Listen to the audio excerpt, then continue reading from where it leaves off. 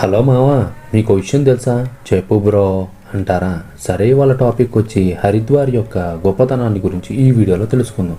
తెలుసుకునే ముందు ఓ లైకో షేరో సబ్స్క్రైబో చేయండి బ్రో. ఇక టాపిక్లోకి వెళ్తే, హిందూ పురాణాల ప్రకారం చూస్తే హరిద్వార్ బ్రహ్మ ప్రపంచాన్ని సృష్టించే కాలం నాటిది. దేవతలు మరియు రాక్షసులు అమృతం యొక్క కొండ కోసం సముద్ర మథనం చేస్తారు, మరియు గరుడు కుండను మోస్తున్నప్పుడు ఈ ప్రదేశంలో కొన్ని చుక్కలు పడి శాశ్వతమైన మోక్ష స్థలంగా మారాయి.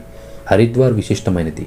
హరి అని కూడా పిలువబడే విష్ణువు తన పాదముద్రను ఇక్కడ వదిలివేశాడు, మరియు హరిద్వార్లోని హర్ అనే పేరు కూడా హర్ హర్ మహాదేవ్ అని పిలువబడే శివుణ్ణి సూచిస్తుంది.